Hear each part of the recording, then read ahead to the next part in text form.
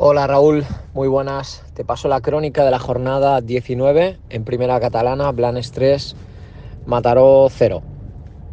Llegamos a esta jornada tras una racha de 6 partidos sin perder.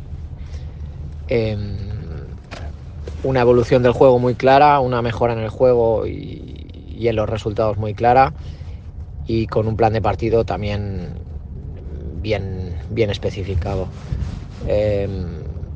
Los ingredientes estaban, solo faltaba cocinarlos y conseguir los 3 puntos, y eso no se dio ayer.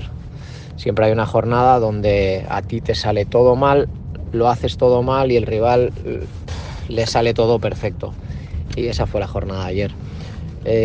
Siempre decimos, ¿no?, que es más fácil destruir juego que construir juego, ¿no? Porque al final destruir juego es robar con agresividad y meter pelotazo, balón largo, ¿vale? Y nosotros no somos equipo de eso, somos un equipo de proponer, de tener el balón, y cuando no lo tenemos sufrimos. Entonces ayer, pues eso, todo era balonazo largo, pero cuando lo tuvimos tampoco supimos generar nada. No estábamos fluidos en la salida de balón, no estuvimos acertados en las decisiones en la zona 3, en fin, todo lo que podía salir mal, salió mal, y al rival pues nada, le salió todo perfecto. Aún así fue un partido feo para el espectador, y los goles llegaron en minutos, como hablamos, minutos psicológicos, ¿no? El 1-0 llegó en el minuto 41, casi 42 de la primera parte, antes de irnos al descanso.